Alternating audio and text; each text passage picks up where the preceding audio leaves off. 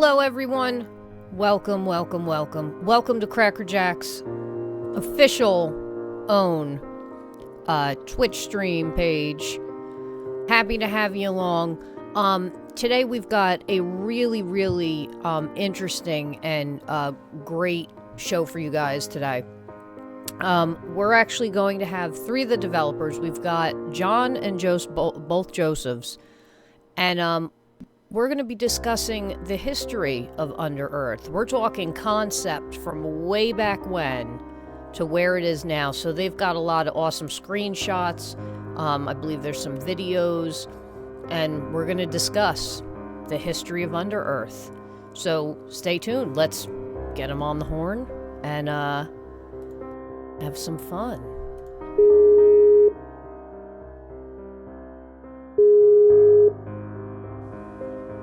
Hi, Joe.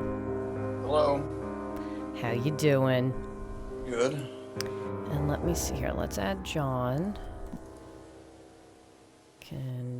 Whoop.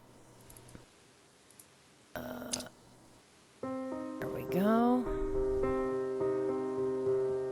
And I believe we're gonna give the other Joe a couple minutes, right? For what? I thought he said he was eating. Oh, yeah. Yeah, I guess so.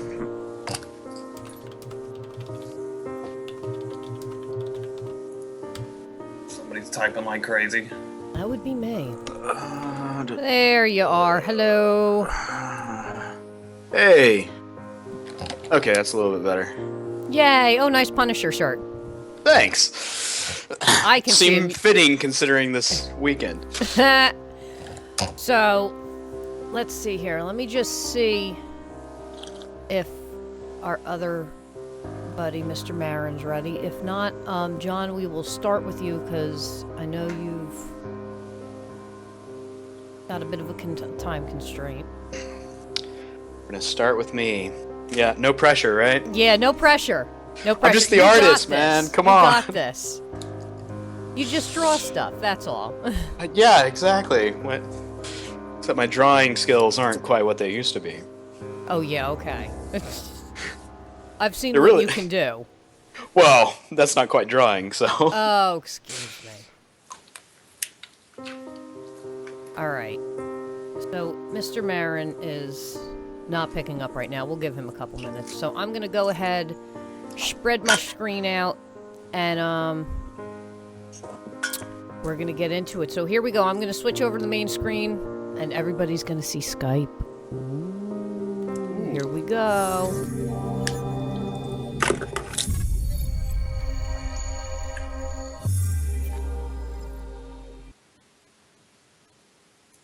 All right. Is that what we see? Yes. We see you moving, and the other Joseph's just stationary. But it's all good. So, okay, so I do recall that, there was a point in time where you were like, are you guys okay with cameras? Like, because there's going to be cameras, and then Joseph's here like, nope. Oh, no, I have one, I'm sorry. Oh, it's okay. Yeah, we're wanna staring see your at your pretty face, too. mustache. Excellent. The porn stash, Yeah, the 70s porn stash. With the 70s glasses, too. Clearly styling and profiling. Yeah, We have very much stylish so. we have stylish developers. That just happens that way. Waxing. What can I say? So, John, would you like to start? All right, yeah. So you're going to ask me some questions? I can't find the Twitch feed.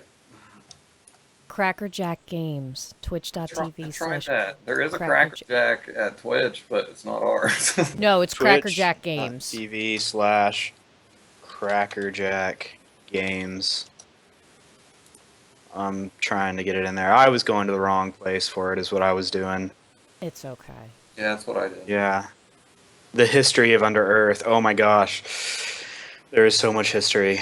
Oh, look at you holding your chest. Oh, the little flutterings in your heart. Yeah.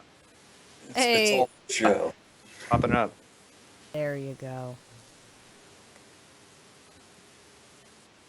Whoops. Boink. there. We're there. We. Right. All right. Cool. So we are all set up. So we've got John and Joe W with us right now. Now I believe you two were the original two that like started from concept. I believe. Yeah. Well, we should say that it's really Joseph's pet project. We were college buddies working on a bunch of indie teams. You know, we were joining them left and right and watching them fail. And so he was going more towards this game design path. You know, wanting to do some like crazy concepts and everything. I was like, I just want to make some art, man. I want to do some 3D stuff, yo. And so one day, and this was several years ago, way before we actually started doing this as a real project, he came to me and he's like, hey, can I get a favor from you? Can I put some of your modeling skills to use? Okay, yeah, sure. What do you need? And he's like, can you do a bed? like a cot? Like, okay, yeah, let's do some kind of cot. All right, you know. So what's going on? So he started explaining to me that he had this vision in his head for this story that he wanted to turn into a game. And back then, oh my gosh, we had experimented with so many drugs. I mean, game engines. Experimented with so many game engines. We were working with the torque engine for a while. Yeah, you want to... That's old school. Yeah, classic.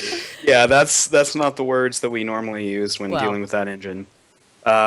We messed around with Unity for quite a while. I then started hitting up the Unreal game engine. And so he's doing some stuff, and he's putting this stuff together, and he wanted me to, you know, model a few things for him. And let's see, where do I... Let me go ahead and share my screen over here so I can... You still have stuff? Oh, is it... What? You still have stuff? Oh, I'm totally gonna show some stuff. So is my screen? Can you see my screen? Yes. See Photoshop up? Yep.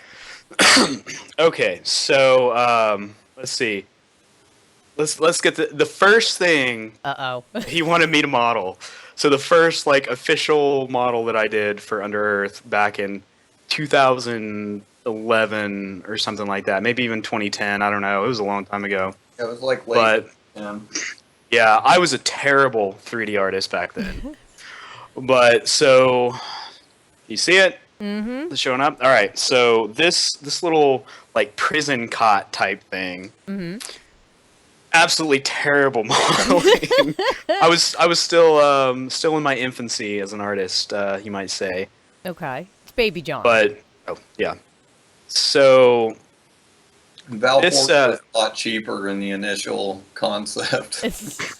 Yeah. So I think one of the main reasons he asked me to do this was because I'd actually done a model of like a prison cell with a cot and everything in it for one of my assignments for class. He was like, you know, you remember that that cot you made? Can I use that? It's like, well, it's not quite game engine ready because that was more, you know, it was high poly, more film type level of detail. Right. So I did this real quick, which after that one, let's see, what was the next one? Did this right here, Footlocker. which was a little footlocker that was going to go at the end of the bed. Okay. And we had, let's see. I mean, now that's not horrible. It's got the distressing on the wood and everything like that. Yeah, this was before I really had a good grasp on normal mapping and all of that. So yeah, it was 2011. But here's the wireframe of that. I mean, it doesn't look terrible. It's better than anything I could do. Well, professionally trained. What can I say? Yeah. So I had these. Let's see what else. Since he doesn't believe that I still have like this kind of stuff. I already told Maris like twice that you don't have it. Yeah, he did. He's I put a folder together in our copy so you could have some stuff, but it looks like you do. So Yeah, I want to pull some of these old images out. This was from the kitchen stuff that we were trying to do for the kitchen area. Let's see. There was this one right here, little tray with a plate and a bowl on it. Really super low poly. You can tell. high concept though. Just give me 1 second. I'm gonna pull our other buddy that we're missing right now, and he's ready. Go. Oh my God. There Yeah, and I don't know whatever happened to those pots and pans. Like we don't have any for the new UnderEarth. There we go. Yeah, I don't. Was there? Well, there's a gallery or like a eating area in there, right? Yeah, there's a mess hall. Yeah. So that's odd. Pots and pans, but they're not in there. We have lots. It's quite a bit different from the original. Yeah. All right, you're good to go. He should be in. Okay, so after that, he was still kind of doing that in his off time, and we brought the other Joseph in and decided we wanted to start a game studio. Mm-hmm. And so we started working on this project called Novum Veteris, which was based on a short story that the other Joseph wrote. Okay.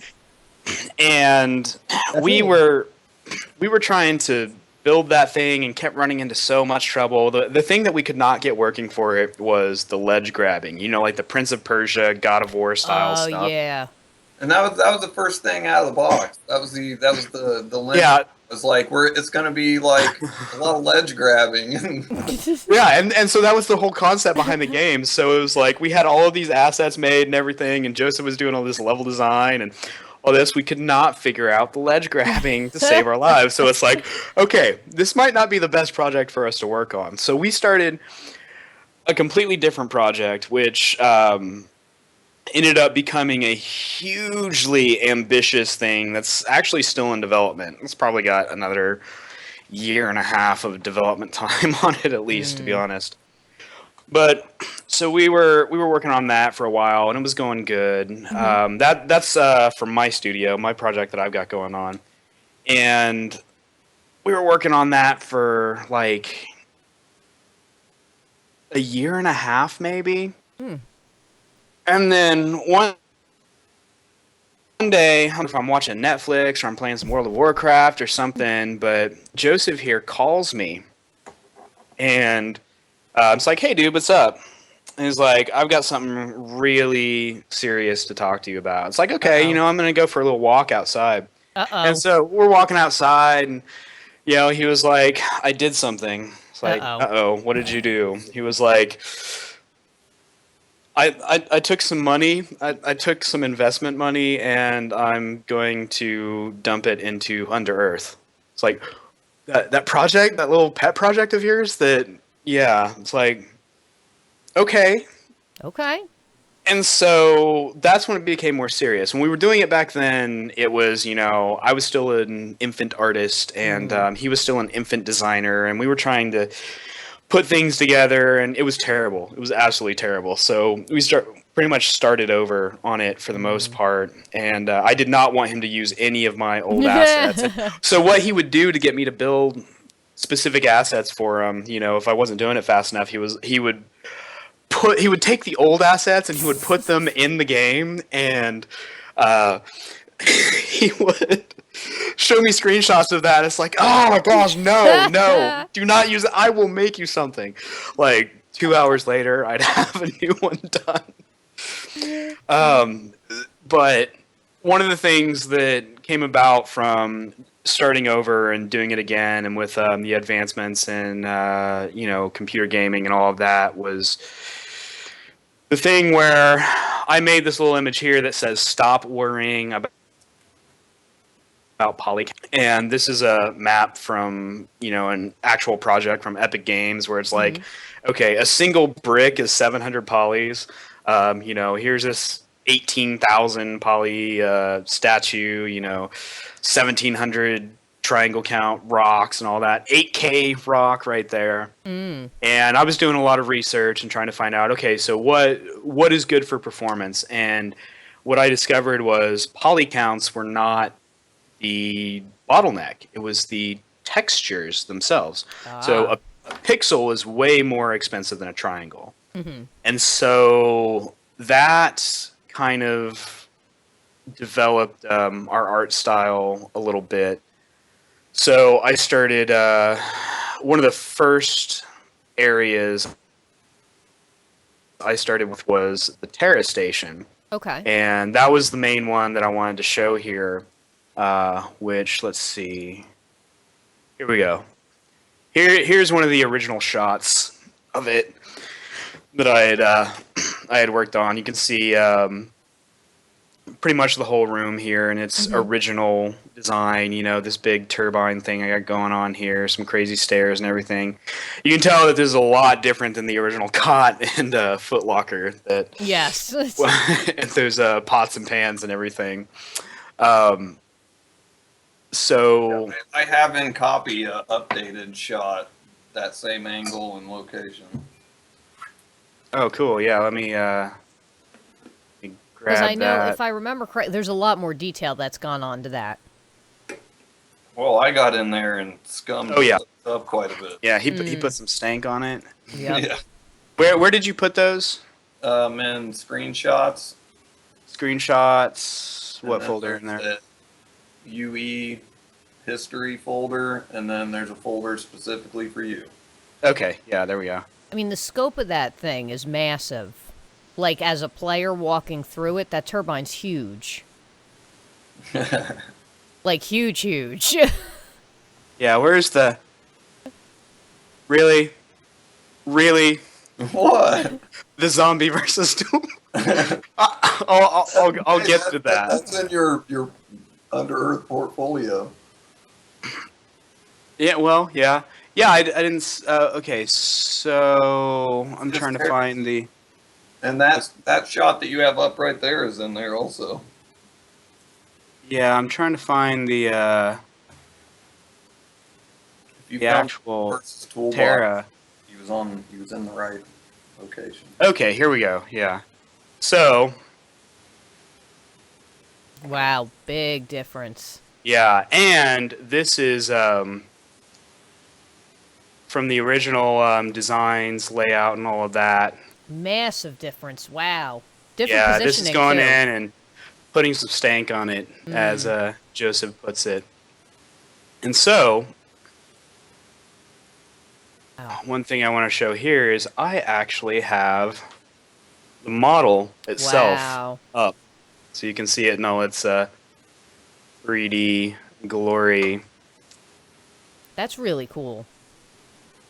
Terrible on the try count, only less than 6,300 tries, so... Wow. Okay.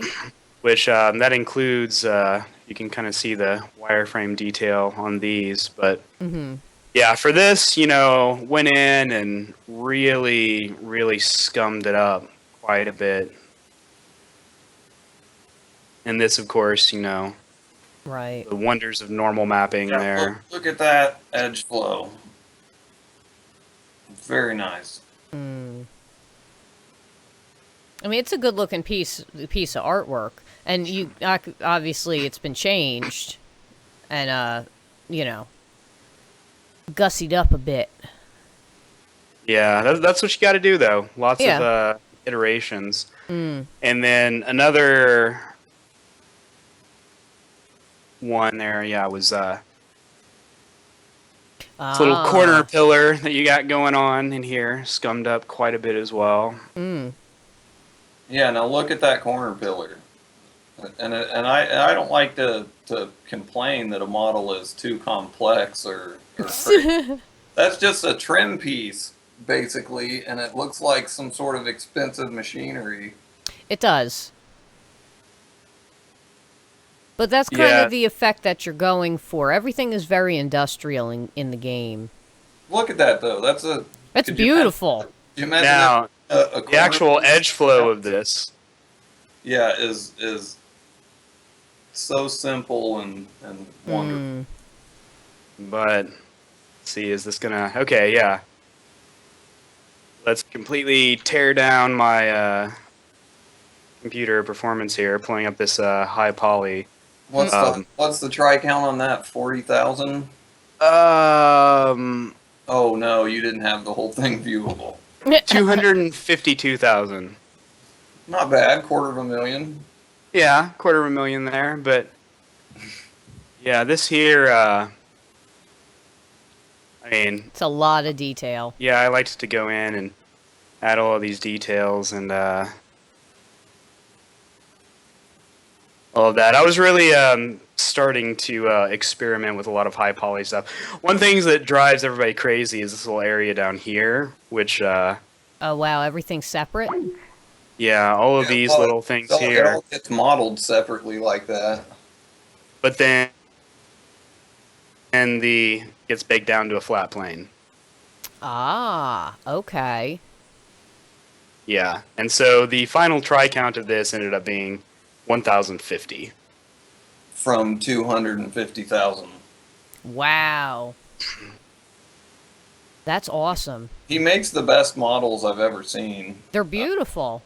I mean, I've seen some of the other stuff behind the scenes, and I mean, like, they're great looking models.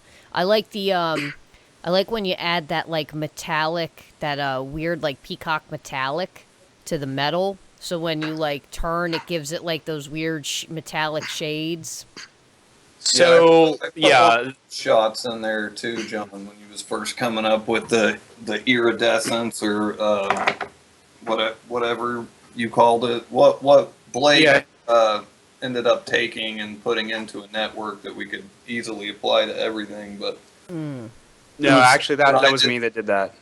Yeah, I didn't know how to explain it, and so I did my best, and John tried 3 or 4 different times to get something, but then he finally came up with what is essentially just like a really incorrect specular map for everything. Yeah. I mean, incorrect because it's not really correct with the way that real life specular maps work. They're all white. Yeah, Gotcha. so what and this was the type of stuff I was doing here with, like, we had lots of purples and orange. That was kind of the main theme color Yes. for UnderEarth. But Joseph had given me right here, and he's like, look at the eyes. Okay. And Oh yeah, I forgot about those reference pictures. the wings on this here. There was that there. Let's see. This crazy thing. This is some of the reference stuff he gave for the idea behind the colors. Right. Whatever. I don't know what the... but yeah, so he was like, I want it to be a Tron-like world, but not neon. Like, I want the colors to be baked into the actual materials themselves. And he showed me this one right here. Right. This one, and then this one. He's like, I want that level of color right there, but I want it to be eyes, or less like these eyes, more like the wings here. So this was, that's what I took. I took that idea, and I started doing like this, messing around with this crazy rainbow type stuff with textures and everything, and in the material editor and all of that, and came up with this, basically, it's this network that you overlay onto the specular map of all the metals to come up with that type of iridescence. And that is that kind of, like crazy rainbow color that you see there when you're actually in the game. It looks awesome in game. And so showed you a couple of like crazy hero pieces here. So this was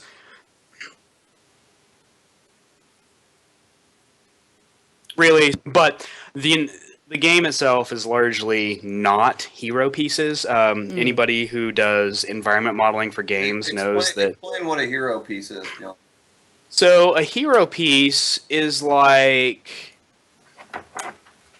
It's something that is big and detailed and is going to take super focus. Like, for example, when you look at, let's see, oops, that's not what I wanted yet. So you come and you look at a room like this. Mm-hmm. The turbine here is the hero piece. Right. And so that it's something big. It takes a lot of focus. People are going to be looking at it a lot. And so it's really detailed. It could be a statue in a room. It could be, a big turbine thing like this. It's the focal point of the room. And so it's the most detailed piece. And that's where you spend all your polygons and your texture pixels and all of that to make it look really good. But the large majority of environment, design is not hero pieces. It is actually modular pieces. So a level designer at his core is somebody who basically puts a bunch of Lego pieces together to create, and rooms and things like that. Mm-hmm. The environment artist is the one who actually creates those Lego pieces. So a lot of the work that goes into building a game mostly revolves around things like this, little modular tiles that get put together. Mm-hmm. Floors, walls, things of that nature. You can see these catwalk pieces up here. I actually have a better view. Where is it? It's not that one. It's this one here. You can see those little catwalk pieces there that are lined up like tiles. Right. And so that's what most of it is, making stuff like this, which comes down to taking these more high poly looking designs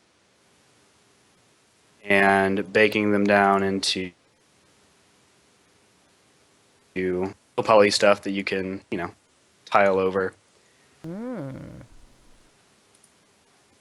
I never saw that so clear before. I like the colors on that.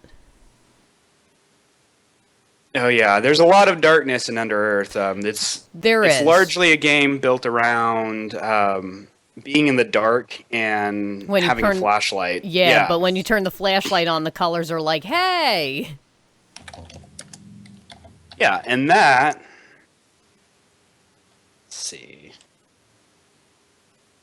Snap those together, create a little catwalk there. Nice. That works. But yeah, so everything was designed to be very colorful and very, just iridescent, very, very shiny, very bright, and scummed up. Yeah, but still the colors are very happy looking with the purples and the oranges and blues and stuff like that. They're vibrant. Yeah, very vibrant. That's the word I was looking for. And then Joseph takes all these beautiful models that I make and throws them in, a pitch black environment. So it's like, yes. But how it works out is, you come and you shine the flashlight on it and you can really see speculars. That's where it, really starts to light up, so to say. And let me see. I can grab this here.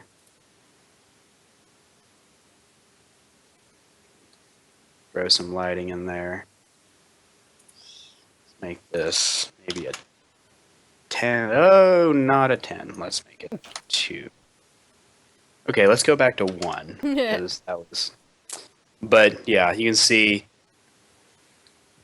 Start bringing the light around, and that vibrancy starts to pop out in the middle of darkness. And it's kind of a really cool aesthetic that Joseph has going on there for that. So that's what we were trying to create. And then, of course, there were some fun things that we got to do, like this here. I really enjoyed doing the Oculus drone. Which was totally stolen straight out of the Matrix. But, and it's like the the drones in the Matrix meet a Dalek kind of thing. Oh, okay.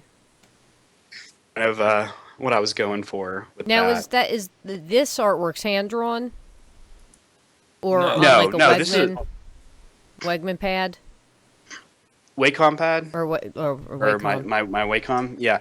Well, so how that actually works there is I do all the modeling. You know, that's all mouse and keyboard stuff, and then I'll use the Wacom for some sculpting inside of ZBrush, which is Okay. allows us to do some crazy details in the high poly, and then to actually paint some of the textures here.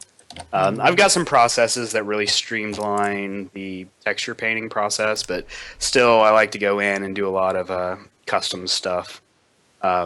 Substance Painter is definitely one of my favorite little apps right now. Let's see, what else do we have? There was this one right here. Compressor. Yeah. The compressor is an example of what I call a midway piece. I don't know what the technical term is. It not quite a hero piece, but more than just like a modular tile. It's a Gotcha. prop. It's a prop, really. So not nearly as much work and detail went into it as did the turbine, but still, it was I like how something a the little bit more than just I, a tile. I like how the tank has that texture to it. That like beat up texture. Yeah, so for this, and that's the interesting part, and one of the interesting things about being an environment artist that I wanted to mention as well, is that there's a lot of research that goes into it. A lot of looking at pictures, to study how paint weathers, to study erosion and rust and just any kind of weathering effects. What happens to something like this, like painted metal like this, that's been sitting for 20 years, you know? What happens to, stone structures that, have been out in, the elements for so long? So for UnderEarth here being a very metal-based world, very industrial, I spent a lot of time going out and looking at this kind of stuff. So I went into an abandoned factory, took a bunch of pictures, looked around. I was able to go into another factory that a friend of mine worked at. And there's more than just looking. I mean, you really get into it as an artist, and this is going to sound really creepy, but you can't just look at it. You gotta You gotta touch it. you gotta use your senses. You gotta touch it. You Yeah. gotta even so much as to think about it. How an environment artist thinks. If you're in just a standard house or an apartment or whatever, and you have plaster walls, just reach over and just kind of rub your hand slowly across it. That's what we do. That's how environment artists think. Like we have to feel it. We have to. I don't want to say ingest because that makes us sound like we eat paint chips. But sometimes you gotta know the taste too. Maybe lick the wall. Yeah, especially Not- the not- lead, not quite that especially the far, one with the lead but- paint. I heard Yeah. that tastes really good. No, you got to look at it. You have to feel it. You have to smell it. You have to be in the presence of it. Like I'm a big fan of stone architecture. I'm a big fan of rocks. So I have a collection of rocks that I usually keep on my desk here. That sometimes, like if I'm modeling a rock for a game, I will reach over, grab one, close my eyes, and just roll it around in my hand. And just to get a feel for it, what it feels like, and that helps. Put the That texture really, on. yeah, that really helps put the texture on it because the illusion that you want to give with the environment art is that it's a three-dimensional thing. It has texture to it. It has a feeling to it. what I always want to accomplish as an artist is I want the player to look at something, and by looking at it, Know that it has know texture. know what it feels like if they were to touch it. Right. You know, so that's one of those things. Like, I just feel it's really important to put that detail in there. One philosophy I've always had is with if you're doing a brick wall, for example, you lay down the bricks and you have the mortar in between it. Now, I go in and detail on the mortar itself. Okay. And somebody asked me one time, it's like, why are you going through that trouble? Nobody's going to notice it. You know, nobody's going to notice and appreciate that you did that work for that mortar in there. And what I said, because how I felt about it, was that, okay, yeah, nobody is going to notice that I did it, but they would sure notice if I didn't. Yes, that's true. So those details are important to me. So that's why I go in and do them. I mean, it's important to be that detailed, though. And, like, I understand where you're coming from with needing to touch stuff and things like that, because you need to know what it feels like, or, you know, to get the proper painted on texture to it. Like, if it's a granite that's smooth, you're not going to make it all, like, pockmarked like some type of, you know, more like sandy type of stone.